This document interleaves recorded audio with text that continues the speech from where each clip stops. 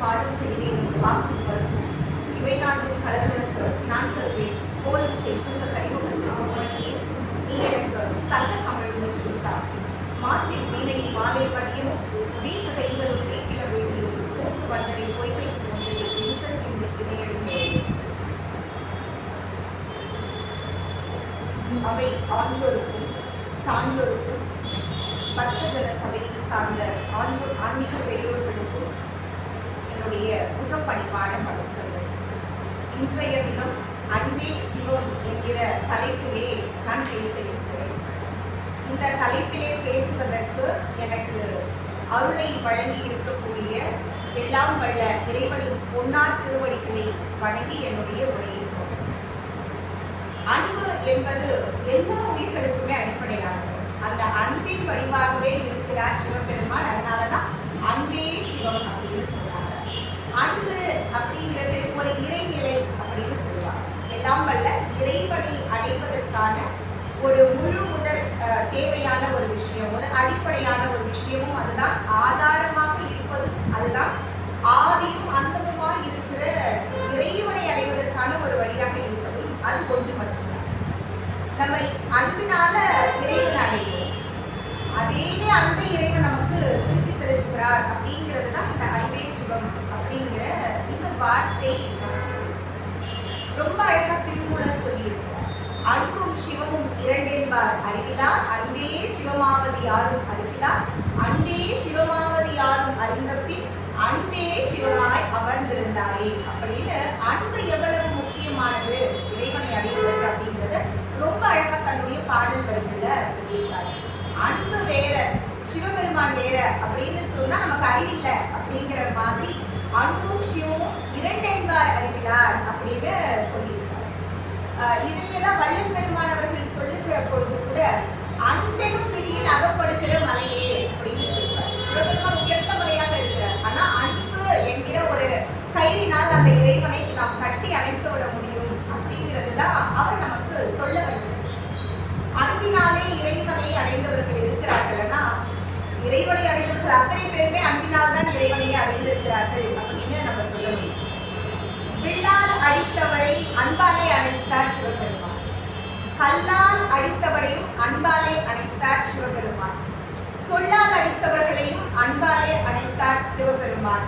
பிறம்பால் அடித்தவரையும் அன்பாலே அணைத்தார் சிவபெருமான் அப்படின்னு சொல்லுவாங்க. அப்போ அடியை கொடுத்தவருக்கு கூட அந்த சிவபெருமான் அன்பை அள்ளி அள்ளி கொடுத்திருக்கிறார் அப்படிங்கிறது தான் உண்மையான விஷயம். நம்ம பார்க்கிறதும் கல்லால் அடித்தவருக்கு எப்படி அன்பை கொடுத்தார் அப்படின்னு நம்ம சொல்லிக்கலாம். சாக்கிய நாயனார்னு ஒரு நாயனார் இருக்கிறார். அவரு பௌத்த மதத்தை சார்ந்தவரார். ஒரு காவி உடையெல்லாம் அணிந்து அந்த சமயத்துக்கு ஏற்ற ஒரு அந்த அமைப்போட அந்த உடல் விஷயங்கள் உடைகளை கழிச்சுக்கிட்டு அந்த சமயத்தை சார்ந்தவராக. ஆனா அவருக்கு சிவபெருமான் மேல அவருக்கு அதிகமான அன்பு இருக்கு. சிவபெருமான வணங்கணும்னு நினைச்சாரு. சிவபெருமான பூஜிக்கணும்னு நினைச்சாரு. அவர் பௌத்த மதத்தில் இருக்கிறதுனால சிவனுடைய சைவ சமய கோவிலுக்குள்ள எப்படி நம்ம போறது அப்படின்னு யோசிச்சார். ஒரு மரக்கடியில சிவபெருமான் இருந்தார். அந்த சிவபெருமானை பார்த்து கும்பிட்டார். சிவபெருமான் இருக்காரே, இவருக்கு நம்ம பூஜை பண்ணணுமே நினைச்சார். இறைவனுக்கு பூஜை பண்றதை பார்த்தா என்ன சொல்லுவாங்கிறது வேற. அந்த சமயத்துல எதை வச்சு இறைவனை பூஜை பண்றது அப்படின்னு யோசிச்சார். சுத்தி பார்த்தா கீழே கல்லுதான் இருக்கு. ஒவ்வொரு கல்லாக எடுத்து எடுத்து எடுத்து சிவபெருமான் மேல போட்டு அர்ச்சனை பண்ணார். ஒவ்வொரு நாளும் சிவபெருமான கல்லால போட்டு அர்ச்சனை பண்றத ஒரு வழக்கமாகவே வச்சிருந்தார். ஆனா பாக்குறவங்க தான் நினைப்பாங்க, இவர் பத்தீங்களா வேற சமயத்தை சார்ந்தவரா இருக்கிறதுனால சிவபெருமான் மேல கல்லெறிகிறாரே, சிவபெருமான் தன்மேல் கல்லெறியவில்லை, அவருடைய அன்பை தான் எறிகிறாரு சிவபெருமானுக்கு தெரியும். நான் அவர் மேல இருக்கிற அன்பினால் தான் இதை போடுறேன்னு இவருக்கும் தெரியும். அவர் தினமும் இதை செய்யும். ஒரு சாப்பிடுறதுக்காக இருப்பாங்க. அப்பதான் அவருக்கு ஒரு யோசனை வந்து, அச்சோ எனக்கு சிவபெருமானுக்கு கல்லால் அர்ச்சனை பண்ணாம நான் வந்துட்டேனே, அதை பண்ணாம எப்படி என்னால சாப்பிட முடியும் ஓடினார். மறுபடியும் கல் எடுத்தார், சிவபெருமான் மேல போட்டார். இதையே தொடர்ந்து செஞ்சுட்டு இருந்தார். அன்னைக்கு காட்சி கொடுத்த சிவபெருமான், நீ கல்லால் அடித்ததாக எல்லோரும் நினைக்கிறார்கள், நீ அன்பையும் கருணையையும் பாசத்தையும் பக்தியையும் என் மேல காட்டினேன், எனக்கு தான் தெரியும்னு நினைச்சு அவருக்கு தன்னிடத்திலேயே ஒரு இடத்தை கொடுத்து தன்னோடு சேர்த்து கொண்ட செய்தார் அப்படின்னு சொன்னா, கல்லால் அங்கே அடித்தவருக்கு கருணை காட்டி அன்பை காட்டி தன்னோடே ஒரு இடத்தை கொடுத்தவர் சிவபெருமான். இப்போ எவ்வளவு பெரிய அன்பு! நம்ம கோவில்ல நடக்கிறோம்னா கூட நம்ம காலை யாராவது சாதாரண ஒரு கூட்டத்துல மிதிச்சுட்டாங்கன்னா நமக்கு கோபம். இல்ல அப்படி காலை மெதிக்கிறீங்க, கண்ணு தெரியலையா அப்படின்னு ஒரு வார்த்தை இருக்கும். சாரிங்க, பார்க்கலங்க, கண்ணு தெரியலையா உங்களுக்கு, பார்க்காம போயிட்டு. இப்போ கோவிலில் அன்பை செலுத்துவதற்காக அமைதியை தேட போகிற இடத்துல தெரியாம யாராவது நம்ம மேல கால்பட்டாலே நமக்கு இவ்வளவு கோபம் வருது. ஆனா உலகத்தையே ஆளக்கூடிய அந்த இறைவனை கல்லால் அடித்து பூஜை செய்த போது கூட அவருடைய மனதிலே இருப்பது அன்பு என்பதை புரிந்து கொண்டு சிவபெருமான் அப்படியே ஏற்றுட்டார்னா அன்பினுடைய பெருங்கடலாக சிவபெருமான் இருக்கிறார் அப்படிங்கிறது இது மிகப்பெரிய சாட்சி. இரண்டாவது, பிரம்மால் அடித்தவர்களுக்கு கூட அன்பை காட்டினார் சிவபெருமான். பெரும்பால யார் அடிச்சாங்க சிவபெருமான அப்படின்னா பாண்டிய மன்னன் அடிச்சார். எதற்காக பெரும்பால அடி வாங்கினார் சிவபெருமான் அப்படின்னா, பாண்டிய நாட்டுல ஒரு முறை பைக்கில வள்ளம் புரண்டு ஓடும். வீட்டுக்கு ஒருத்தர் வாங்க இந்த கரையை கட்டணும்னு பாண்டிய மன்னன் ஒரு அழைப்பு கொடுத்தார். அப்ப எல்லாரும் அவங்கவுங்க வீட்டுல இருந்து ஒவ்வொருத்தர் அவங்க சார்பா அனுப்பி விட்டார். அந்த ஊர்ல வந்தி பாட்டின்னு ஒரு பாட்டி இருந்தார். அந்த பாட்டிக்கு என்ன வேலைன்னா புட்டு செய்யறது தான் வேணும். தினமும் காலையில புட்டு செய்வாங்க. அதுல ஒரு பிட்டு முதல் பிட்டை எடுத்து சிவபெருமானுக்கு பிரசாதமாக வைப்பாங்க. அதுக்கு பிறகு வர சிவனடியார்களுக்கெல்லாம் அந்த பிட்டை கொடுப்பாங்க. இதுதான் அந்த பாட்டி செஞ்சுட்டு இருந்தாங்க. சிவபெருமான்கிட்ட போய் ஒரு நாள் முறையிட்டாங்க. எல்லோருக்கும் சொந்தம் இருக்கு, பந்தம் இருக்கு, அவங்க எல்லாம் ஒவ்வொருத்தர் அனுப்புறாங்க. கொடுக்கறதுக்கு பணம் இருக்கு, சிலர் கூலி ஆட்கள் அனுப்புறாங்க.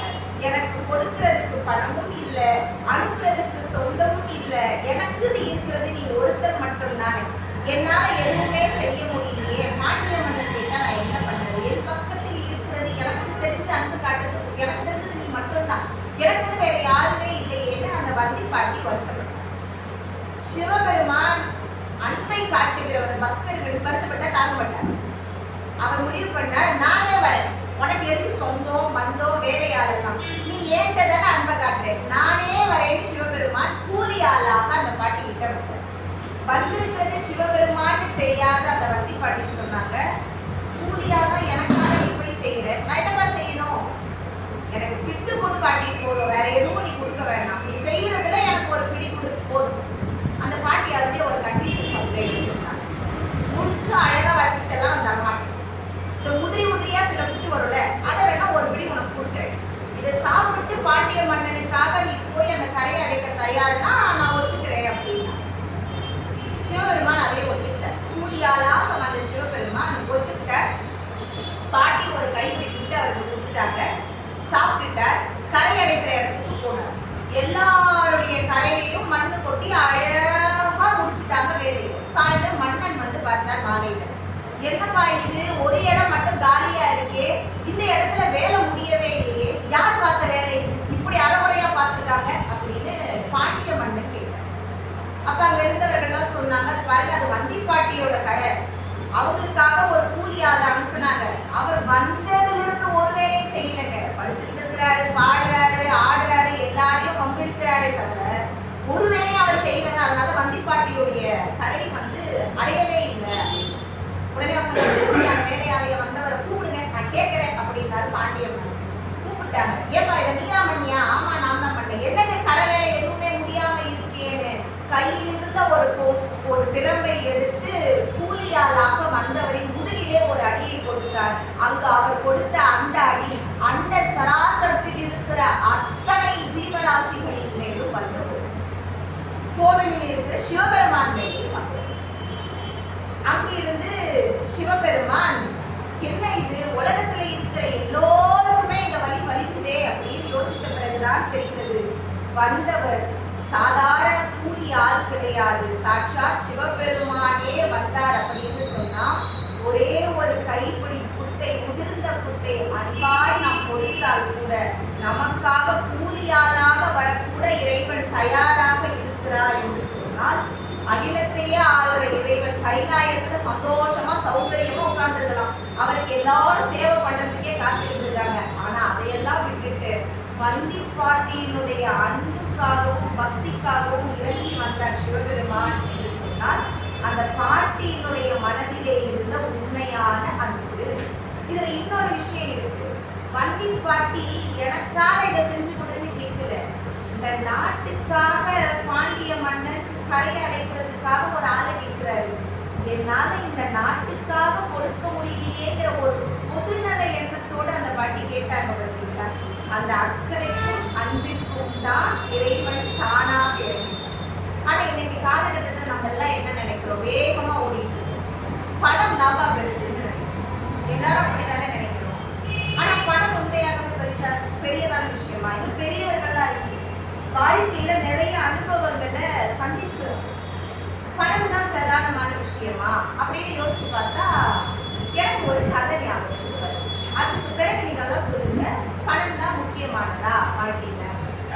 பணம் இல்லாமல் இன்னைக்கு வாழ்க்கையை ஓட்ட முடியாதுன்ற சூழ்நிலையில இருக்கும். அதை நம்ம ஒத்துக்கொண்டுதான் ஆகணும். ஆனா நம்ம தேவைக்குன்னு தான் பணமும் தேவை, அதையும் நம்ம ஒத்துக்கிட்டுதான். பணத்தால் எல்லாத்தையும் செஞ்சிட முடியுமா? அதுக்கான மரியாதை கிடைக்குமா எல்லா காலகட்டங்களிலும் அப்படின்னா எனக்கு ஒரு கதை ஒன்று ஞாபகம். நம்ம எல்லாரும் டெய்லர் கடைக்கு போயிருக்கோம். தையல் கடைன்னு சொன்னா இப்ப யாருக்கும் தமிழ் புரியாது, அதனால டெய்லர் கிடையாது. இப்போ டெய்லர் கடைக்கு போயிருக்கோம். அங்க கத்திரிக்கோல்னு வச்சிருப்பார், ஊசியும் வச்சிருப்பார். கத்திரிக்கோளோட விலை எவ்வளவு இருக்கும்? ஒரு 500 ரூபாய். என்னதான் காஸ்ட்லியான கத்திரிக்கோளா இருந்தாலும் ஒரு 1000 ரூபாய் 2000 ரூபாய். ஊசியோட விலை எவ்வளவு இருக்கும்?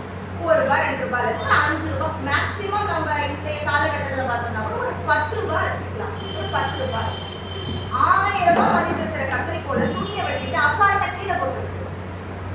10 ரூபாய் மதிப்பு இருக்கிற ஊசி இருக்கு பார்த்தீங்களா? அதை ஷர்ட் பாக்கெட்ல அழகாக பிரிண்ட் பண்ணி வச்சிருக்கோம். நாம தான் பணத்துக்கு மரியாதை கொடுக்குற ஆட்களாச்சு. டெய்லர் ஒன்றும் பெரிய கோடீஸ்வரர்லாம் இல்லை, அவரும் அந்த மாதிரி சாதாரண மனிதர் தான். அப்போ அவரும் பணத்துக்கு மரியாதை கொடுக்குறவரா தான் இருப்பார். அவர் பணத்துக்கு மரியாதை கொடுக்குறதா இருக்கா? விலை அதிகமாக இருக்கிற கத்திரிக்கோள் டேபிள் மேலே பத்திரமா இருக்கும்.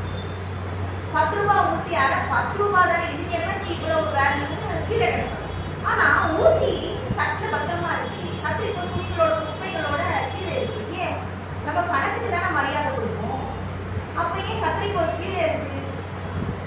ஏன்னா ஒன்னா இருக்கிற ஒரு பொருளை மனசாட்சியே இல்லாமல் இரண்டாய் வெட்டுகிற குணத்திற்காக கத்திரிக்கோள் கீழே கிடக்கிறது.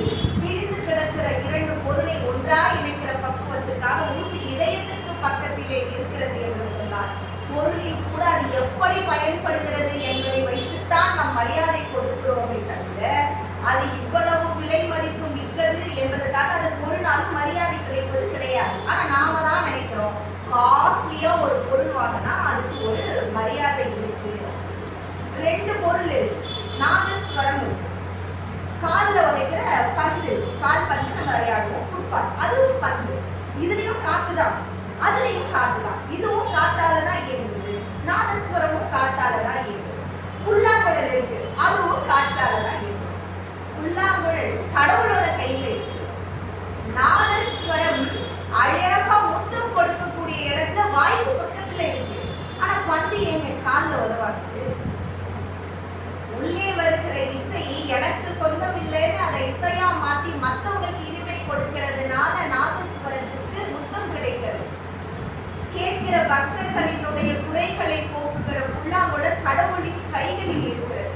உள்ள வர காத்து எனக்கு மட்டும்தான் சொந்தம்னு சுயநலமா இருக்கிற பந்துக்கு காலால உடை கிடைக்கிறதுனா ஒரு பொருள் கூட மற்றவர்களுக்கு அது எப்படி பயன்படுகிறது என்பதை பொறுத்துத்தான் அதற்கு மரியாதையும் இடமும் கிடைக்கிறதே தவிர அது பணத்தால் உயர்ந்தது என்பதற்காக அதற்கான மரியாதை ஒரு நாளும் கிடைப்பது கிடையாது. ஆனா இன்னைக்கு நம்ம அந்த கடைசியா வச்சுட்டோம், பணத்தை முன்னாடி வச்சுட்டோம். இன்றைய காலகட்டம் அப்படி மாறிடுச்சு. நம்ம வீட்டுல இருக்கிற குழந்தைகளுக்கு இந்த மாதிரியான விஷயங்களை சொல்லி கொடுக்கணும்.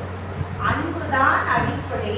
இறைவனையே அடையணும்னா கூட நம்ம அன்பால மட்டும்தான் அடைய முடியும். ஒரு நாள் 1000 ரூபாய் டிக்கெட்டை வாங்கி கடவுளை பார்க்கலாமே தவிர கடவுள் மேல உண்மையான அன்பு இருந்தாதான் கடவுள் நம்மளை பார்ப்பாரு அப்படிங்கிற அடிப்படையான விஷயங்களை நம்ம குழந்தைகளுக்கு கற்றுக் கொடுத்தோம், நம்ம சுற்றி இருக்கிறவர்களுக்கு கற்றுக் கொடுத்தோம்னா நம்ம இருக்கக்கூடிய சூழலே மிகவும் ஆரோக்கியமான சூழலாகும், ஆன்மீகமான சூழலாகும்.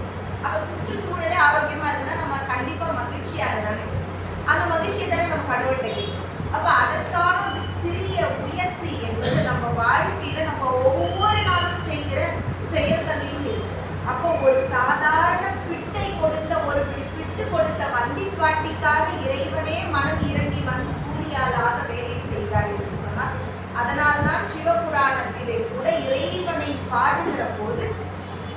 தாயினும் சிறந்த தயாவான தத்துவனே அப்படின்னு பாடினாங்க. அம்மா கூட ரொம்ப அழுதாதான் செய்வாங்களா. ஆனா இறைவன் ஒரு நொடி நம்ம நினைச்சோம்னாலே இறைவன் தாயை விட அன்பான ஒருத்தரை இந்த உலகத்துல நம்மளால காட்டவே முடியாது. ஆனால் தாயை விடவும் அன்பை காட்டக்கூடியவன் நம்முடைய இறைவன் சிவபெருமான். அதனாலதான் அவர் அன்பின் வடிவமாக, அன்பின் ஸ்வரூபமாக, அன்பே சிவமாக அமர்ந்திருக்கிறார் அப்படின்னு சொன்னார். தாயும் சிறந்த தயாவான தத்துவனேன்னு ஒரு வார்த்தை. அப்ப தாயை விட சிறந்தவராக சிவபெருமான் இருக்காரான்னு இருந்திருக்காரு. எங்கேயுமே நம்ம போக வேணாம். நம்ம ரொம்ப பக்கத்துல, ஓரளவுக்கு பக்கத்துல இருக்கக்கூடிய திருச்சியில ஒரு முறை ஒரு பெண் ரத்னவதி அப்படிங்கிற ஒரு பெண் கருவுற்று. தனகுப்தன் அப்படிங்கிறவர் அவருடைய கணவர். அவங்க ஒரு செட்டி, அவங்க கருவுற்று. அப்ப ஒரு தலை பிரசவம் இருக்கிற பொழுது அம்மா பிரசவ நேரத்துல அம்மாவோட இருக்கணும் அப்படிங்கிறது எல்லா பெண்களுடைய ஆசை. அவங்களும் அவங்க அம்மாவுக்கு சொல்லி அனுப்புறாங்க. பிரசவ காலம் நெருங்குகிறது, வேணோ இவங்க அவங்க ஊர்ல இருக்கிற செவ்வந்திநாதரை போய் தரிசனம் பண்ணுவாங்க. அங்க இருக்கிற சிவபெருமான தரிசனம் பண்ணுவாங்க. அவர் மேல அவங்களுக்கு அளவுக்கு அதிகமான அன்பு. பிரசவ நேரம் நெருங்குது. அவங்க அம்மா வீட்டுல இருந்து கிளம்பி பெண் வீட்டுக்கு வராங்க. பிரசவத்துக்கு பெண்ணுக்கு துணையா இருக்கணும். அந்த காலத்துல மருந்து குழம்பு கொடுக்கறதெல்லாம் ஒரு வழக்கம் வருது. தேவையான மருந்து என்னென்னலாம் குழந்தைக்கு தேவையோ அது எல்லாத்தையும் எடுத்துட்டு வராங்க. வர்ற நேரத்துல அங்க இருக்கிற ஆற்றுல வெள்ளம் கரை புரண்டு ஓடும். இன்னைக்கு இருக்கிற மாதிரி அன்னைக்கு டிரான்ஸ்போர்ட் ஃபெசிலிட்டிஸ் எல்லாம் கிடையாது. ஃப்ளைட்டு கிடையாது, பெருசா மேம்பாலத்துக்கு மேலே இருக்கிற ட்ரெயின் கிடையாது, பஸ் கிடையாது. ஸோ அப்போ அவங்க அந்த பூம்புகார்ல இருந்து இந்த இடத்துக்கு வர்றதுக்கு அந்த அம்மாவால வர முடியல. கரை வெள்ளம் கரை புரண்டு ஓடும். என்னடா பண்றதுன்னு நினைச்சாங்க. நின்றுட்டாங்க அங்கே. அம்மா அங்க நிக்கலாம், ஆனா பிரசவம் காத்திருக்குமா? இன்னைக்கு நம்ம கையில இல்லாத ஒரே விஷயம் அதுதான். டாக்டர் ஸ்கேன் பண்ணி இத்தனாம் தேதி இருக்குன்னு சொல்லலாமே தவிர இத்தனை மணிக்கு இந்த நாள்ல கன்ஃபார்மா இருக்கும்னு சொல்ற கருவி எனக்கு தெரிஞ்சு இன்னமும் கண்டுபிடிக்கல. பெரியவர்கள் ரொம்ப அழகா சொல்லுவாங்க, மழை பெய்வதும் குழந்தை பிறப்பதும் கடவுள் கையில தான். நம்ம என்னதான் அன்னைக்கு தேதி குறிச்சு ஆப்ரேஷன் பண்ணி இந்த டைம்ல தான் எடுக்கணும்னு நம்ம ஒரு டைமை ஃபிக்ஸ் பண்ணா கூட ஆண்டவர் மனசு வச்சாலும் அந்த டைம்ல நம்மளால ஆப்ரேஷனே பண்ண முடியும். இல்ல வேற ஏதாவது ஒரு சிக்கல் வந்து ஆப்ரேஷன் பண்ற டாக்டரே வெயிட் பண்ணுங்க, ஒரு எமர்ஜென்சி கேஸ் வந்திருக்கு, அதை முடிச்சுட்டு வந்து உங்களை பாக்குறேன்னு சொல்லிட்டு போனாங்கன்னா நம்ம ஃபிக்ஸ் பண்ண டைம் என்ன ஆகுது?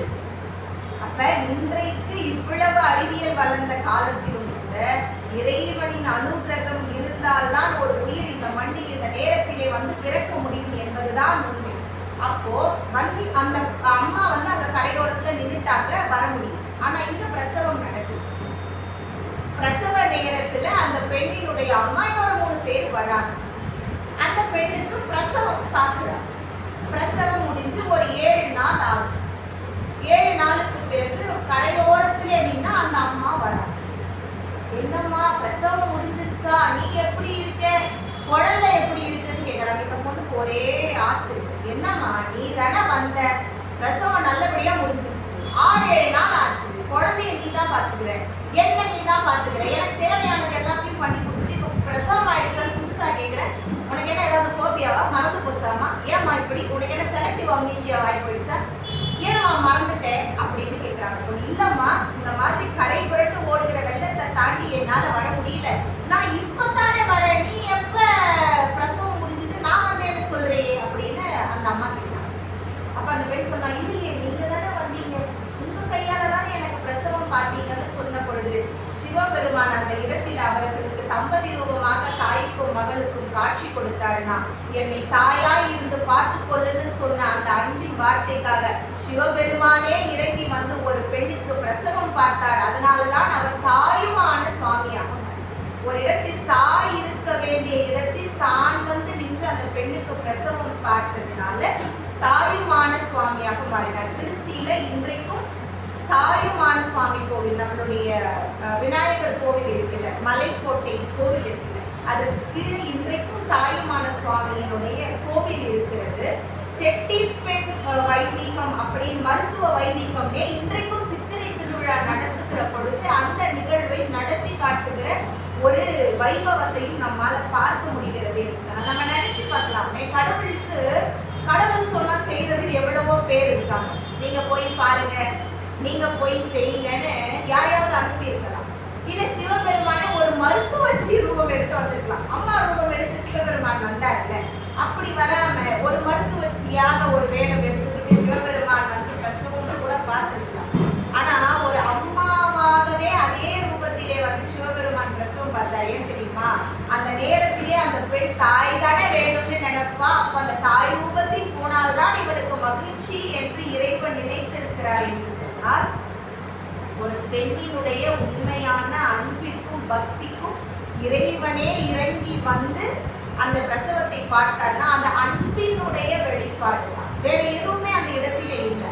அதனால அந்த சுவாமியை தாயுமான சுவாமி என்று அழைக்கப்படுகிறார். மாத்ருபூதேஸ்வரர் அப்படின்னு சொன்னால் கூட தமிழிலே தாயுமான சுவாமி. அதனாலதான் அம்மா இல்லாமல் பிள்ளைகளை வளர்க்கிற அப்பாவை தாயுமானவர் இவர், அப்படி தாய் ஸ்தானத்திலே இருக்கிறவர் என்று சொல்லுகிற வழக்கம் இன்றைய காலகட்டத்திலும் நம்முடைய அருமை ஒன்றை வைத்துக் கொண்டு அகிலத்திலே இருக்கிற எல்லா விஷயங்களிலும் நம்மால் மகிழ்ச்சியை பார்க்க முடியும். ஆனா நம்ம அதை செய்யறோமா அப்படின்னா இல்லை.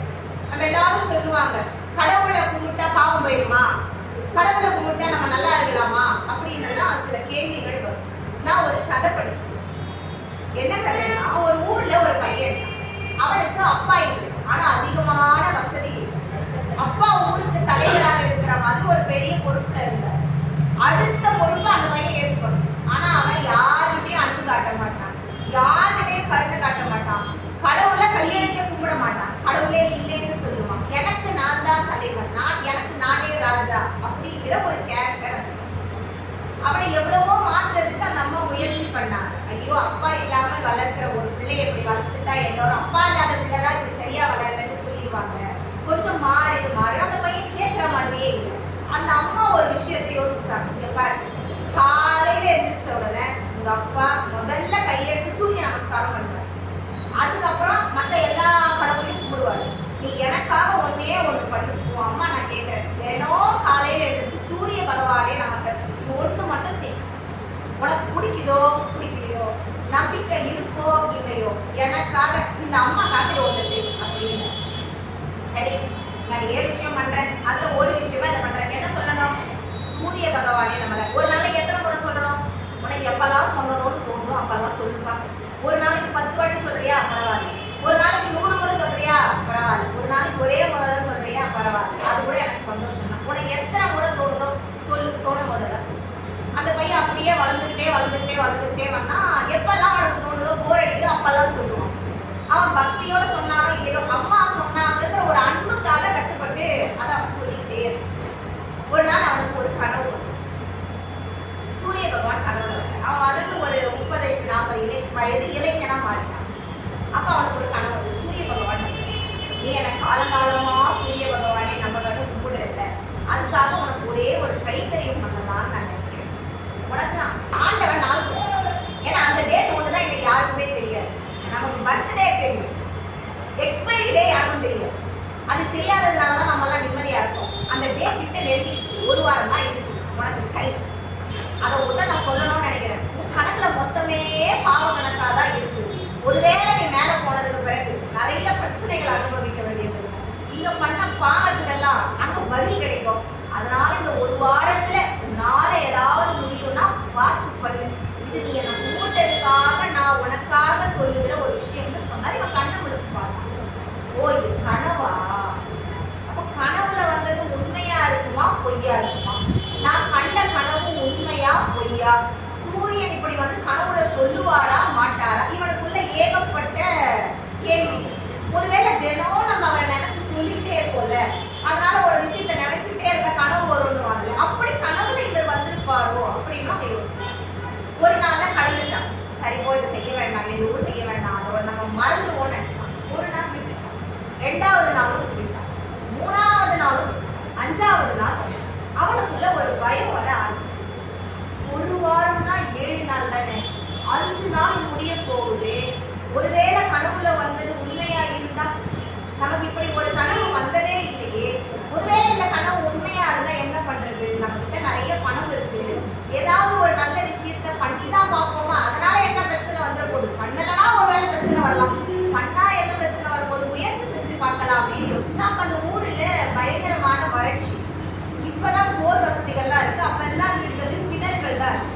இப்போ பயங்கரமான தண்ணீரே இல்லை, வறட்சி. சரி, ஒரு கிணறு வெட்டவோமா, நம்ம கிட்ட தான் பணம் இருக்கே அப்படின்னு கிணறு வெட்டுற ஆட்களை எல்லாம் கூப்பிட்டு, எனக்கு என்ன பண்ணுவீங்கன்னு தெரியாது, 2 நாளுக்குள்ள தண்ணி வர மாதிரி ஒரு கிணறு வெட்டுங்க அப்படின்னா. 2 நாளுக்குள்ள எப்படி தம்பி கிணறு வெட்ட முடியும் அப்படின்னா, அதெல்லாம் எனக்கு தெரியாது, எவ்வளவு செலவானாலும் பரவாயில்ல, எவ்வளவு ஆட்களை வேணாலும் கூப்பிடுங்க, 2 நாள்ல கிணறு வெட்டி ஆகணும், நான் அதை தண்ணி வரதை பார்த்தாகணும். அவங்க அம்மாவும் சொன்னாங்க, எதுக்காகப்பா அவசரப்படுற, பொறுமையா செய்யட்டும், தண்ணி வந்தா போதாதான், நமக்கு இத்தனை நாள் வறட்சியில இருக்கட்டும். எனக்கு 2 நாள்ல கிணறு இருந்து தண்ணி வரதை நான் பார்த்தாகணும். கிணற தோண்ட ஆரம்பிச்சாங்க.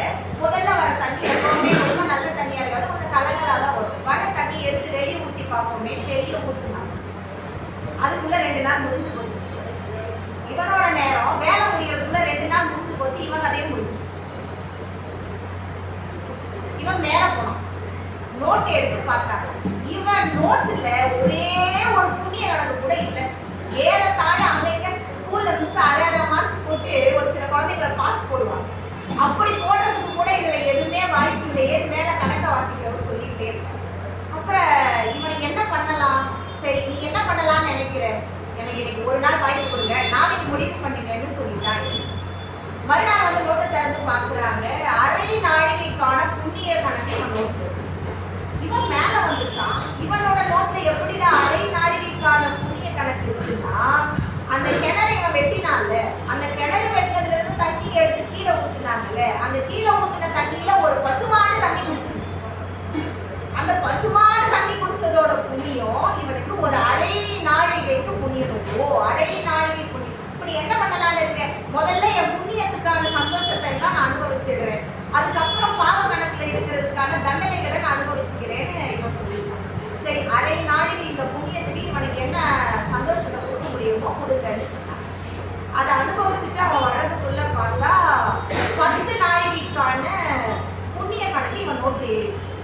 யமதர்மராஜரே வருத்தப்பட்டு உட்கார்ந்து, என்னடா இது, அரை நாழிகைக்கு தானடா இவனுக்கு புண்ணியம் இருக்குது, இவன் அப்படி போய் சந்தோஷப்பட்டுட்டு வர்றதுக்குள்ள எப்படிடா 10 நாழிகைக்கான விஷயங்கள்லாம் நடந்ததுன்னு பார்த்தா, ஒரு கூட்டமான பசுமாடு ஆடு எல்லாம் தண்ணியை குடிச்சிட்டு இருக்கு, அதோட புண்ணிய கணக்கு இவனோட சேர்ந்து வறட்சியான ஒரு ஊர்ல தண்ணியே இல்லை, பசுமாட்டுக்கு ஒரு பிள் கொடுத்தால் கூட அது பெரிய புண்ணியம்னு சொல்லுவாங்க. ஒரு பெரிய பசு கூட்டமே வந்து அங்க தண்ணி குடிச்சிட்டு இருக்கு, ஒரு ஆடு வந்து தண்ணி குடிச்சிட்டு இருக்கு, ஒரு நாய் வந்து அங்க பக்கத்துல தண்ணி கீழே வீணா போற ஊத்துன தண்ணி அங்க குடிச்சிட்டு இருக்கு.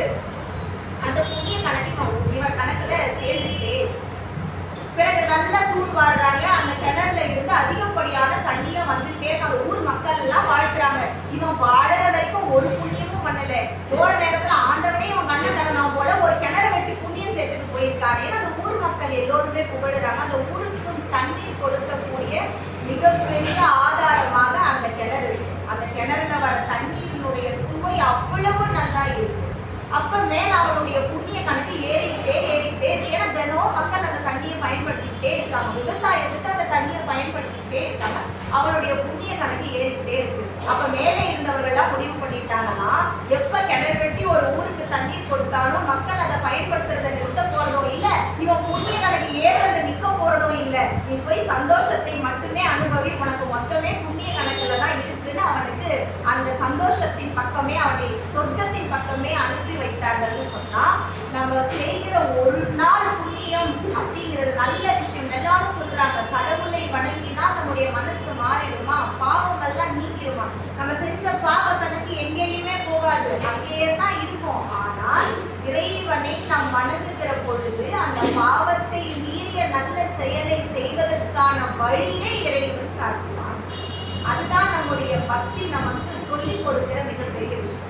அவன் ஒரே ஒரு நாள் கணக்கு வந்தது, ஒரே ஒரு கிணறு தான் வெட்டினான், ஆனால் அதுவே அவனுக்கு மிகப்பெரிய புண்ணியத்தை கொடுத்தது என்று சொன்னால், இறைவனை நாம் கைகூப்பி வணங்குகிற பொழுது நம் நற்செயலை செய்வதற்கான ஒரு வாய்ப்பு நமக்கு கிடைக்கும். நம்ம கண்ணு முன்னாடி இந்த விஷயத்தை நம்ம செய்யலாமேங்கிற நல்ல எண்ணம் நமக்கு கிடைக்கும் என்பதுதான் அந்த இடத்திலே சொல்லுவோம். அதனாலதான் ரொம்ப அழகா சொன்னாங்க, நடமாட கோயில் நம்பர் கொன்றியில் படமாட கோயில் பகவர் கொன்றியில் நடமாட கோயில் நம்பர்கது ஆகா, நடமாட கோயில் நம்பர் கொன்றியில் படமாட கோயில் பகவர்கது ஆவே என்று படத்தின் முன்னால் நாம் பூஜை செய்கிற பொழுது இறைவனுக்கு கொடுக்கிற பிரசாதம் பசியா இருக்கிறவனுக்கு வருமான சத்தியமா வராது.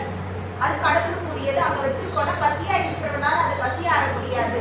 ஆனால் பசியா இருக்கிற ஒருவனுக்கு நாம் கொடுக்கிற உணவு இருக்கிறது, அது பகவானையே போய் சேரும் என்று சொன்னால் எளியவர்களுக்கு வலியவர்களுக்கு நாம் காட்டுகிற அன்பு இருக்கிறது, அது இறைவனையே சென்று சேரும் என்பதுதான் இந்த கதை நமக்கு சொல்லிக் கொடுக்கும். இப்ப அன்பினாலே இருக்கிறவர்கள் உண்மையாகவும் இருக்கணும், அதுவும் இருக்கு. கோட்புலி நாயனார்னு ஒரு நாயனார் இருக்கிறார். அவருக்கு எப்படி புலின்னு பேர் வந்ததுன்னா, அவர் போருக்கு போனார்னா புலி மாதிரி அவருடைய அந்த போராட்டம் இருக்கும். புலி எவ்வளவு வேகமா இருக்குமோ, எவ்வளவு விவேகமா வீரமா இருக்குமோ அந்த அளவுக்கு வீரத்தை அவர் போர்ல வெளிப்படுத்துவார். அரசனின் படை தளபதியாக அவர் இருந்தார். போருக்கு போவாரு. போருக்கு போனாலும் ஜெயிக்காம வர மாட்டாரு. அவர் வந்ததுக்காக அரசர் அவருக்கு சில பண முடிப்புகளை கொடுப்பார். அது மொத்தத்தையும் நெற்குவியெல்லாம் மாத்தி இவர் வச்சிருக்காரு. வருகிற சிவனடியார்களுக்கெல்லாம் உணவு கொடுக்கணும் அப்படிங்கிறதுக்காக தனக்கு கொடுத்த எல்லா பணத்தையுமே நெற்குவியெல்லாம் மாத்தி வச்சிருப்பாரா கோட்புலி நாயனார். வர சிவனடியார்களுக்கு அதுல இருந்து உணவு கொடுப்பார். இது தொடர்ந்துகிட்டே இருக்கு. ஒரு நாள் ஒரு அவசர காலம், ஒரு போருக்கு போகணும்னு மன்னன் கூப்பிடுறாரு. இப்ப இவர் படைத்தளபதியா இருக்கார், இவர் போய் தானே ஆகணும். இவர் போக வேண்டிய சூழ்நிலை. வீட்டுல இருக்கிற உறவினர்கள் எல்லாரையுமே கூப்பிட்டு சொன்னார், இந்த மாதிரி நான் போருக்கு போகணும். போர் எப்ப முடிஞ்சு நான் திரும்பி வருவேன்னு தெரியாது. இங்க வச்சிருக்கிற நெற்குவியர்கள நம்ம தொடர்றதுக்கு நம்ம யாருக்குமே உரிமை கிடையாது. இது சிவனினுடைய சொத்து. இது சிவனடியார்களுக்கு தான் போய் சேரணும். சிவனடியார்கள் வந்து கேட்டா அளவில்லாமல் அவர்களுக்கு இதுல இருந்து உணவு கொடுக்க வேண்டியது உங்களுடைய கடமைன்னு சொந்தக்காரர்கள் கிட்ட சொல்லிட்டு அவர் போருக்கு போயிட்டார். போருக்கு போனார். அந்த சமயத்துல அந்த ஊர்ல வறட்சி வந்து எல்லோருமே வந்து நெற்குவியல்களை கேட்கிறாங்க, அவங்க கொடுக்கவே இல்லை. ஏன்னா வறட்சி இருக்கு, நம்ம வீட்லயுமே இவ்வளவு பேர் இருக்கோம், சாப்பிடணுமே அப்படின்னு யோசிச்சு அவங்க கொடுக்கவே இல்லை. இல்ல இங்கேயும் வறட்சி இல்ல இல்லைன்ற பதில சொல்லிடுறாங்க. போர் முடிஞ்சு இவர் திரும்பி வந்த போது ஊர்ல இருக்கிற மக்கள் எல்லாரையும் பார்த்து நலம் விசாரிக்கும் போது சொல்றாங்க, இப்பெல்லாம் நெற்குவியல் எல்லாம் கொடுக்கறது இல்லைங்க, வறட்சி வந்துருச்சு, எங்ககிட்டே இல்லைன்னு உங்க சொந்தக்காரங்க எல்லாம் சொல்லிட்டாங்க. அப்படி ஒரு வறட்சி வந்திருக்க வாய்ப்பு இல்லையே, நாம தான் நெல்ல குவியெல்லாம் வச்சுட்டு போனோமேன்னு கோட்புலி நாயனார் வந்து பார்த்த நெற்குவியல்கள் இருக்கு. இவங்க எல்லாருமே அதை வந்து எடுத்து பயன்படுத்திட்டு இருக்காங்க, உறவினர்களுக்கு கொடுக்குறாங்க. இதை பார்த்து அவருக்கு கோபம் வந்துச்சு. நான் என்ன சொன்னேன், இதிலிருந்து ஒரு பருக்கை கூட எடுக்கக்கூடாது, இது சிவனினுடைய பிரசாதம், சொத்து சிவனடியார்களுக்கு தான் சேரும்னு சொன்னேன், நீங்க ஏன் எடுத்தீங்கன்னு அவருக்கு கோபம் வந்துச்சு. அவர் ரொம்ப கோபக்காரர், போர் இருந்து வந்திருக்கிறார், வீரம் நெறிகிறார். அவர் கத்தியை எடுத்தார், வீட்டில் இருக்கிற எல்லோரையுடைய தலையையும் வெட்டிட்டார். எத்தனை சொந்தக்காரங்க வீட்டில் இருந்தாங்க எல்லாரும் தலையும் வெட்டி. ஒரு பச்சை குழந்தை ஓடிச்சு, அதை பிடிச்சி வெட்டுறதுக்கு போனார். அங்க இருந்த ஒருத்தர் சொன்னார், வீட்டுல இருந்த பெரியவங்க எல்லாம் தப்பு பண்ணாங்க, துரோகம் பண்ணாங்க, அவங்களை நீங்க வெட்டிட்டீங்க. இது சின்ன குழந்தை, பால் மனம் மாறாத பச்சை குழந்தை, அந்த நெல்லிருந்து எடுத்த சாதத்தை கூட அந்த குழந்தை சாப்பிடல, அந்த குழந்தைய ஏன் வெட்டுறீங்கன்னு கேட்டார். அவங்க கோட்புலி நாயனார் ஒரு வார்த்தை சொன்னார், இந்த குழந்தை அந்த சாப்பாடை சாப்பிடல, ஆனா இந்த சாப்பாடை சாப்பிட்ட தாயின் பாலை குடித்து வளர்ந்த இந்த குழந்தையும் சிவ துரோகத்துக்கு தான் ஆளானதுன்னு அந்த குழந்தையும் வெட்டினார்.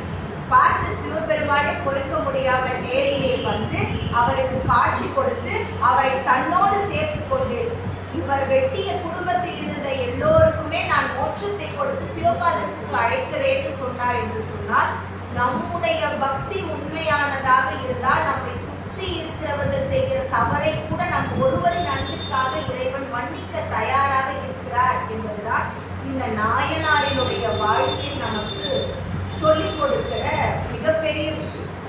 அதனாலதான் பெரியவர்கள் சொல்வாங்க, சிவன் சொத்து குலம் நாசம் என்று சொல்வார்கள். அந்த பழமொழிக்கு இந்த கதையும் ஒரு காரணமாக இருக்கு. ஏன்னா அந்த குழந்தை உட்பட எல்லாரையுமே அவர் வெட்டினார் இல்லையா. இப்ப சிவனினுடைய சொத்தை வேறு யாருக்குமே அனுபவிக்க சாப்பிட கூட கொடுக்க கூடாதுன்னு நான் சொந்தக்காரர்களுக்கு சொன்னேன்னு சொல்லி செய்த கோட்புலி நாயனாரினுடைய வாழ்க்கை நமக்கு சிவபெருமான் மேல் அவர் எந்த அளவுக்கு அன்பை வைத்திருந்தார், தன்னோடு இருக்கிற பந்தங்களை எல்லாம் தாண்டி அவருக்கு அவ்வளவு பெரிய அன்பு. சிவபெருமான் மேல ஒரு அன்பு இருந்தது. ஒருத்தருக்கு அந்த ஊர் ராஜா மேல அன்பு. ராஜ பக்தி பரிசா, கடவுள் மேல இருக்கிற பக்தி பரிசா, இவங்க ரெண்டு பேருக்குள்ள பேச்சுவார்த்தை நடக்கும். இவர் சொன்னார், எல்லாம் வல்ல கடவுள் மேல நான் காட்டுறேன் சிவபெருமான் மேல அன்பு, அதுதான்ப்பா உண்மையான அன்பு. நீ அவர்கிட்ட ராஜா கிட்ட காட்டுற அன்பு எதுக்காகன்னு எனக்கு தெரியாதா? பொற்காசு வாங்குறதுக்காக தானே உங்க ராஜா கிட்ட நீ அன்பு காட்டுற. இவர் சொன்னார், இல்ல இல்ல, ராஜா கிட்ட காட்டுற அன்பாலே எனக்கு பயன் இருக்கு, நீ என்ன கடவுள் மேல அன்பு காட்ட சொல்ற? அப்படி இல்லை. இவங்க ரெண்டு பேருக்குள்ள இந்த பேச்சுவார்த்தை நடக்குது. அந்த சமயம் ராஜா அவங்கள கிராஸ் பண்ண, ஓ இவனுக்கு இவ்வளவு ராஜபக்தி ராஜ அன்பு இருக்கா, சரி நீ வாப்பான்னு கூப்பிட்டு ராஜ அன்பு வச்சிருக்கிற பக்தி வச்சிருக்கிறவருக்கு ஒரு பூசணிக்காயை கொடுக்குற. இவர் பாக்குறாரு, என்ன ராஜா பூசணிக்காயை கொடுத்திருக்காரே, இவர் மேல காட்டின அன்புக்கு இவரை புகழ்ந்து புகழ்ந்து நாம் பேசினதுக்கு ஒரே ஒரு பூசணிக்காயை தான் கொடுத்திருக்காரு இந்த ராஜான்னு சொல்லி கடுப்பாகி மார்க்கெட்ல போய் அந்த பூசணிக்காயை வித்துட்டார். 1 ரூபாய்க்கு வித்துட்டார். அந்த காலகட்டத்துல 1 ரூபாய்ங்கிறது ஒரு பெரிய மதிப்பு. இந்த காலகட்டத்துல ஒரு 100 ரூபாய்க்கு வித்துட்டாருன்னு நம்ம வச்சுக்கோங்க. ஒரு 100 ரூபாய்க்கு இது ராஜா கொடுத்த பூசணிக்காய், அதனால இது ரொம்ப காஸ்ட்லின்னு சொல்லி 100 ரூபாய்க்கு அந்த பூசணிக்காயை வித்தார். போற வழியில கடவுள் மேல் பக்தி இருந்த ஒருத்தர் அந்த பூசணிக்காயை பார்த்தார். கடைக்காரர்கிட்ட அந்த பூசணிக்காய் எவ்வளவு அப்படின்னு கேட்டார். அவர் சொன்னார், ஒரு 120 ரூபாய் கொடுத்து பூசணிக்காயை எடுத்துக்கோங்க. அவர் ஒரு 20 ரூபாய் ராஜா கொடுத்த பூசணிக்காய் இல்லையா, அதனால அதிகமா கொடுத்து வாங்கியிருக்காரு. இப்போ அதிகமாக தானே வித்தாகும், ஒரு 120 ரூபாய்க்கு எடுத்துக்கோங்க அப்படின்னு இவர் எடுத்து சிவனடியார்களுக்கு எல்லாம் சமையல் பண்ணும் போது, அதனால இந்த பூசணிக்காயை எடுத்துட்டு போய் பயன்படுத்த போது 120 ரூபாய் கொடுத்து பூசணிக்காயை வாங்கிட்டு போனார். வீட்டுக்கு கொண்டு போனவர் சமைக்கிறதுக்கு பூசணிக்காயை வெட்டினார். வெட்டினா உள்ள 10 சவரனுக்கு தங்கக்காய், சில பல வைர கற்கள், சில பல வைர மோதிரங்கள், வைர வைடூரியங்கள் எல்லாத்தையும் உள்ள ராஜா வச்சு க்ளோஸ் பண்ணி வச்சிருந்திருக்காரு போல. இவர் ஓபன் பண்ண உடனே அது உள்ள இருந்து அந்த கற்கள் எல்லாம் கொட்டுது. இவருக்கு பார்க்க ஆச்சரியம், என்னது இது, பூசணிக்காயில இருந்து தங்கக்காயின் கொட்டுது, வைரக்காயின் கொட்டுது, மோதிரங்கள் எல்லாம் கொட்டுதே அப்படின்னு பார்த்தார். சரி, இன்னைக்கு வருகிற சிவனடியார்களுக்கெல்லாம் இதை சமைச்சு கொடுத்துருவோம், இந்த பிரச்சனையை அப்புறம் பார்க்கலான்னு அந்த பொற்குவியல்கள் எல்லாம் எடுத்து ஒரு முட்டையா கட்டி பத்திரப்படுத்தி வச்சுட்டு வர சிவனடியார்களுக்கெல்லாம் அந்த பூசணிக்காயில இருந்து சமைச்ச சமையல் சாப்பாடு எல்லோருக்குமே கொடுக்கும். மறுநாள் ராஜாவோட அறைக்கு போனேன். நான் 150 ரூபாய்னு சொன்னது இன்றைய காலகட்டத்தில் நம்முடைய புரிதலுக்காக. அந்த கதையில சொல்லப்பட்டது 1 ரூபாய்க்கு தான் அவர் கொடுத்தாரு, இவர் ஒரு 2 ரூபாய்க்கு அதை வாங்கினார் அப்படின்னு. ராஜாவோட அவைக்கு போன ராஜா, நேற்று ஒரு பூசணிக்காயை கடையில வாங்கினேன், ஆனா பாத்தீங்கன்னா ஒரு ஆச்சரியமா இதுல தங்கம் வெள்ளி பொற்குவியல் எல்லாமே இருக்கு, வைரம்லாம் இருக்கு, இதெல்லாம் சாதாரண மக்கள் பயன்படுத்துறது இவ்வளவு அதிகமா இருக்காது, இது ஏதோ உங்களிடத்திலே இருந்து தவறுதலாக வந்திருக்குமோன்னு நான் நினைக்கிறேன், அதனால நீங்க பாருங்க ராஜா. ராஜா கிட்ட நேற்று ஒருத்தனுக்கு பூசணிக்காய் கொடுத்தனே, ராஜபக்தியில் மிக்கவன் ஒருத்தன் சொன்னானே, அவனை கூட்டிகிட்டு வா அப்படிங்கிற ராஜா போய் கூட்டிகிட்டு வந்தான். அவன்கிட்ட கேட்டாரு, நேற்று நான் அவனுக்கு ஒரு பூசணிக்காய் கொடுத்தேன்ல, ஆமா ராஜா கொடுத்தீங்க, அந்த பூசணிக்காய் எங்க அப்படின்னு கேட்டான். அவன் சொன்னான், இருக்கு ராஜா அப்படின்னு முதல்ல இருக்கான், உண்மையா சொல்லு, தலையை வெட்டிக்கிற பூசணிக்காய் எங்க அப்படின்னு. அதுக்கு அவன் சொன்னா, இல்ல ராஜா என்னுடைய வசதியா இருக்கட்டுமே அப்படின்னு சொல்லி பூசணிக்காயை மார்க்கெட்ல விற்கிறே ராஜா. எவ்வளவுக்கு விற்கிறேன்? 4 ரூபாய்க்கு விற்கிறேன் ராஜா அப்படின்னு சொன்ன. அப்போ அந்த ராஜா சொன்னாரா, நான் உனக்கு தெரியாம பொற்குவியலை உள்ள வச்சு ஒரு பூசணிக்காயை கொடுத்தேன், உன் மேல நீ காட்டுற அன்புக்காக கொடுத்தேன், ஆனா நீ அதை விட்டுட்ட, கடவுள் மேல இருக்கிற அன்பு பார்த்தையா, அவன் பூசணிக்காயை வாங்கி 4 பேருக்கு சாப்பாடு போடணும்னு நினைச்ச அன்பினுடைய வடிவம் அவனுக்கு பொற்குவியலை கொண்டு போய் கையிலே கொடுத்திருக்கிறது. சாதாரண மனிதர்களிடத்திலே பணத்துக்காக நாம் காட்டுகிற அன்பு என்பது பயனற்றுத்தான் போகும். இறைவன் மேல் நாம் காட்டுகிற அன்புதான் நமக்கு வாழ்விலே எல்லா வளர்ச்சிகளையும் கொடுக்கும் என்று அந்த ராஜாவே ஒத்துக்கொண்டார் என்று சொன்னால், இப்ப இறைவன் நினைச்சார்னா எந்த நேரத்துல எப்படி நமக்கு மகிழ்ச்சியையும் வளர்ச்சியையும் கொடுப்பாருங்கிறது தெரியும். ஆனா நம்ம சாதாரண மனிதர்களுக்கு எத்தனை ஷேர் போடுறோம், எத்தனை மனமும் போடுறோம். வீட்டுக்கு ஒருத்தர் வராரு, அவர் பெரிய பணக்காரர், பெரிய பதவியில இருக்கவர்னா வீடை சுத்தம் பண்ணி, அன்னைக்கு வீட்டுல இருக்கிற சேர் எல்லாத்தையும் சுத்தம் பண்ணி, ஹாட் வாட்டர் வைங்க, கோல்ட் வாட்டர் வைங்க, சேர் குடிக்கிற கிளாஸ் நல்லா கிளீன் பண்ணுங்க எல்லாமே சொல்றோமே. கடவுள் வந்து அமர்கிற நம்முடைய இதயத்தை நாம் எந்த அளவுக்கு அன்பினால் தூய்மையாக வைத்திருந்தால் இறைவன் வந்து அங்கே இருக்கிறார். சாதாரண ஒரு மனிதர் வந்து உட்கார இடமே அவ்வளவு தூய்மையாக இருக்கணும்னு நம்ம நினைக்கிறோமே, அவ்வளவு டிஸ்இன்ஃபெக்டன்ட் எல்லாத்தையுமே போட்டு வீட்டு தரைகளை எல்லாம் நம்ம தொலைக்கிறோமே. நம்ம மனதை தூய்மைப்படுத்தக்கூடிய மிகப்பெரிய டிஸ்இன்ஃபெக்டன்ட் நம்ம வைத்திருக்கக்கூடிய கருணைகள் தான். அது இருந்தால்தான் நம்முடைய மனதை சுத்தமாக வைத்திருக்க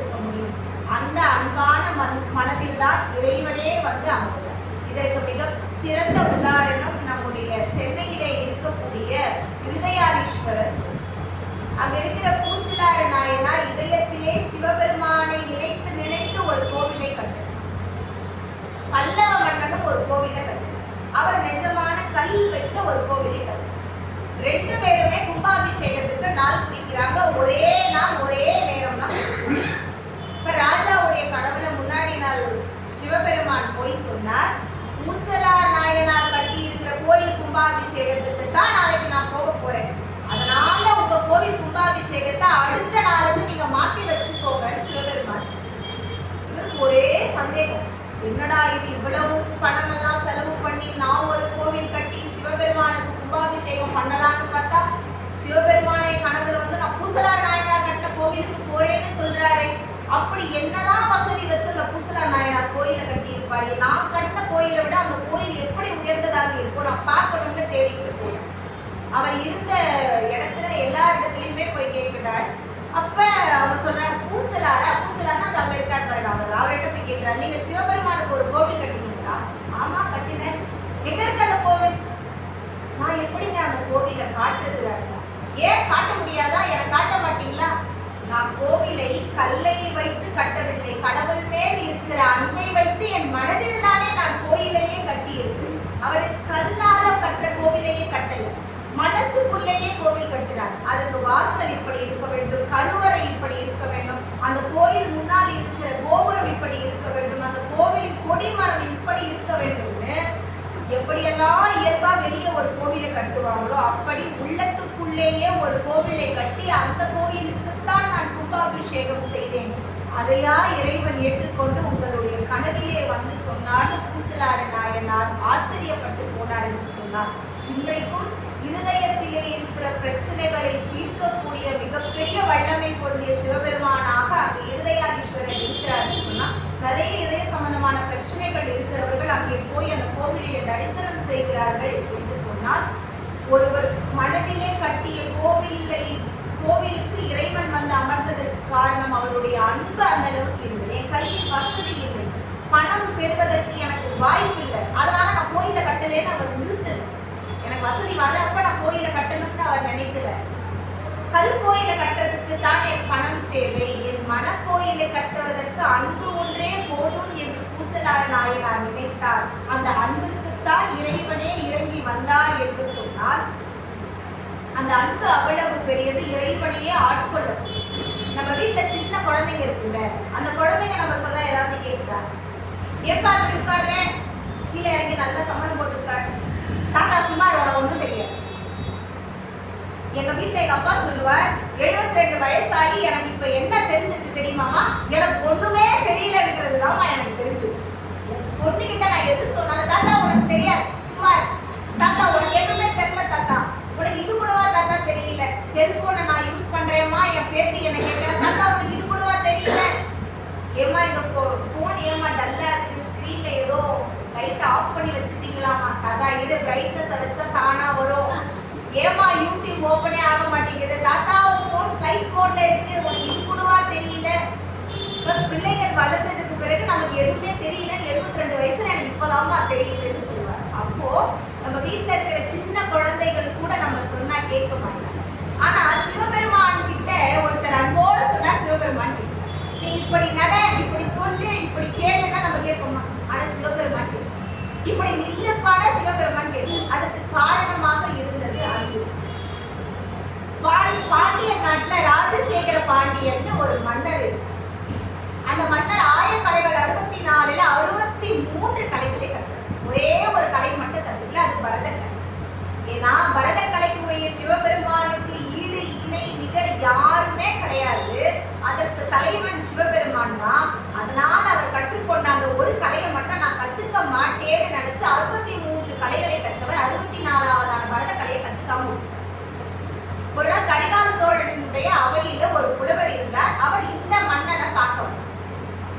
அப்ப அவர் கேள்விப்பட்டார், இந்த மன்னனுக்கு 63 கலை தான் தெரியும், 64வது கலை தெரியும். அப்ப அவர் சொன்னார், எங்க ராஜா இருக்காருல்ல, அவருக்கு 64 கலை தெரியும், உங்களுக்கு ஒரு கலை தெரியாதாமே, நீங்க கத்துக்காம விட்டுட்டீங்களாமேன்னு சொல்லிட்டு. அப்ப இவர் நினைச்சார், ஓ இது நம்ம இந்த கலையை கத்துக்காம விட்டதுனால ஏன் பாண்டிய நாட்டுக்கு ஒரு இழுக்கு வந்துருச்சோ, பாண்டிய மன்னனுக்கு அது தெரியலன்னு சொல்லுவாங்க. இவர் பக்தி இவருக்கு தான் தெரியும், ஆனா பாண்டிய மன்னனுக்கு அது தெரியலையேன்னு சொல்லிடுவாங்களேன்னு நினைச்சு பரதம் கற்றுக் கொடுக்குற ஆசிரியர் கொடுத்தாரு. நீங்க என்ன பண்ணுவீங்கன்னு தெரியாது, எனக்கு பரதம் கற்றுக் கொடுக்கணும், கற்றுக் கொடுக்குறீங்களா? அப்ப அவர் பரத கலையை கற்றுக் கொடுக்குறது சொன்னார். வயது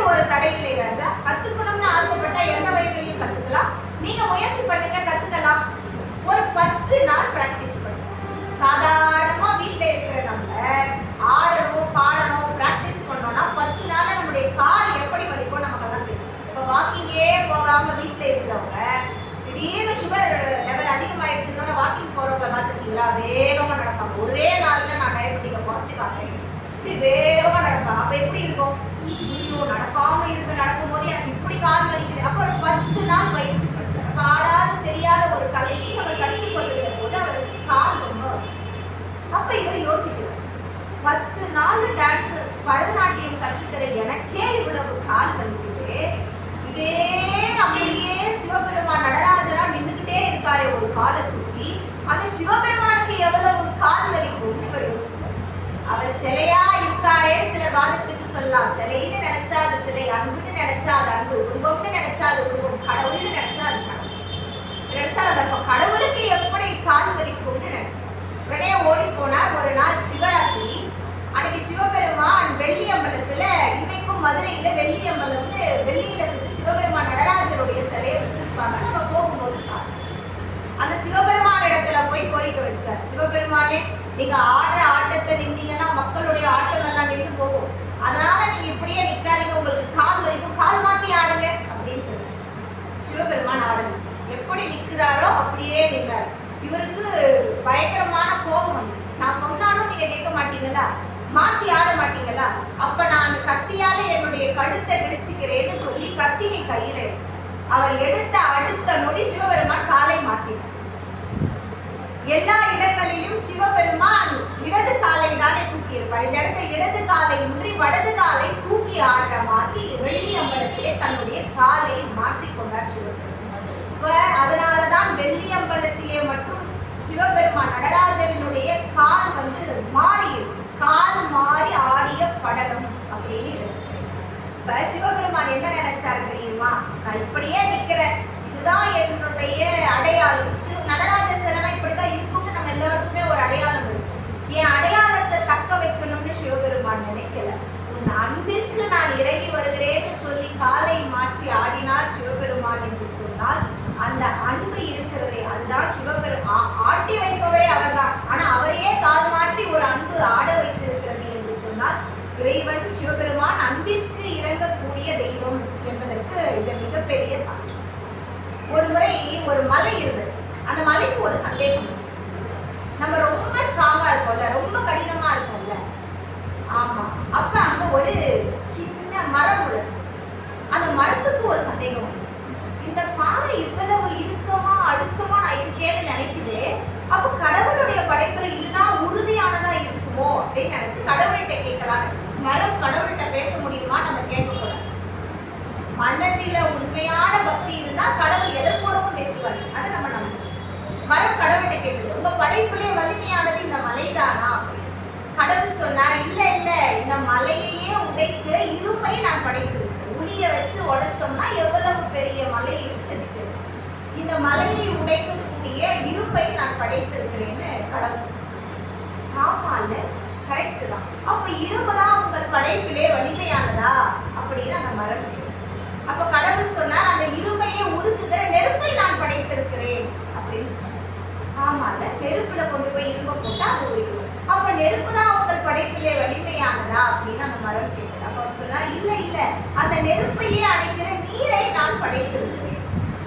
ஆமா இல்ல, நீரின்றி அமையாத உலகுன்னு வள்ளுவர் கூட எழுதியிருக்கார். அப்ப தண்ணி இல்லாம இருக்க முடியாது, தண்ணி இருக்குன்னு ஒரு வலிமை. அப்ப நீர் தான் உங்கள் படைப்பிலே வலிமையானதா அப்படின்னு அந்த மரம் கேட்டது. அப்ப கடவுள் சொன்னார், பெரிய சூறாவளி காற்றடித்தால் கடலிலே இருக்கிற நீர் கூட ஆட்டம் கண்டு போகும், அந்த கடலையே ஆட்டுவிக்கிற காற்றை நான் படைத்திருக்கிறேன். ஓ, அப்ப காற்று தான் நம்முடைய கடவுளுடைய படைப்புல வலிமையானதா, உங்கள் படைப்புல அதுதான் வலிமையானதா படைச்சிருக்கீங்களா அப்படின்னு அந்த மரம் கேட்டார். அப்ப அந்த கடவுள் சொன்னார், உயிரோடு இருக்கிறவனுக்கு காற்றினால் பயன் உண்டு, சுவாசிக்கிறான். சென்று சேர்ந்தவனுக்கு அதனால் என்ன பயன் அப்படின்னு கடவுள். ஓ, அப்ப இறுதி வரையில் ஒரு மனிதனுக்கு கூட வரக்கூடிய காலத்திற்கு பிறகும் இருக்கக்கூடிய வலிமையான ஒரு விஷயத்தை வச்சுதான் நீங்க படைச்சிருக்கீங்களா? அப்ப இதெல்லாம் வலிமையானது இல்லையா? அப்ப அந்த வலிமையானது எது என்று மரம் கேட்டது.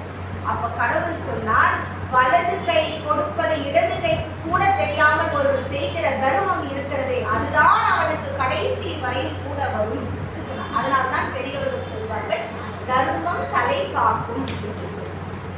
அவை பாட்டி கூட சொல்லுகிற பொழுது அறம் செய்ய விரும்பு என்றுதான் சொன்னார். அறம் செய்ய அவை பாட்டி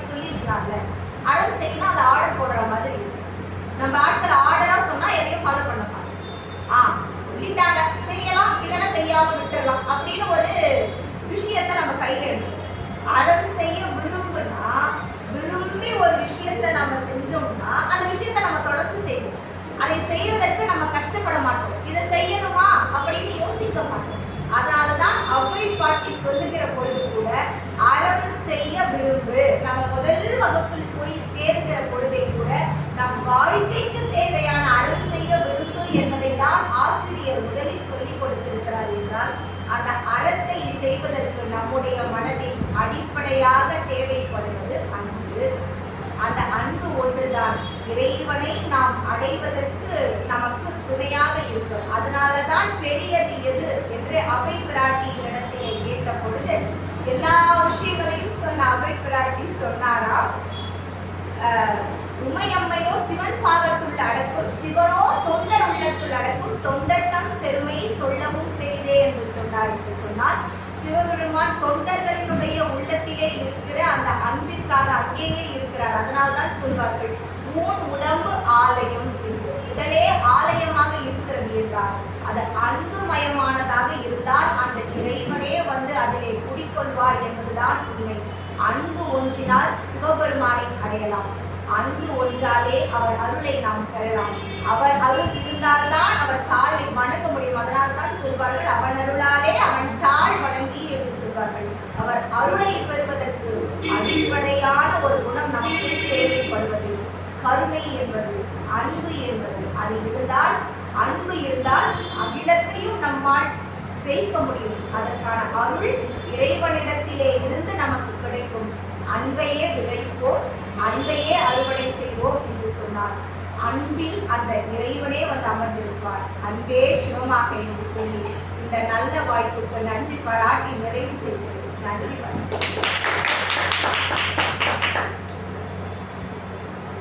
சைவ சமய பக்தஜன சபையில் 1/9/2026 அன்று மாலை 6:30 மணி அளவில் திரு கணபதிதாசன் அவர்கள் வழங்கும் சிந்தை மகிழும் சிவபுராணம் இந்த தலைப்பிலே நிகழ்வு நடைபெற இருக்கிறது.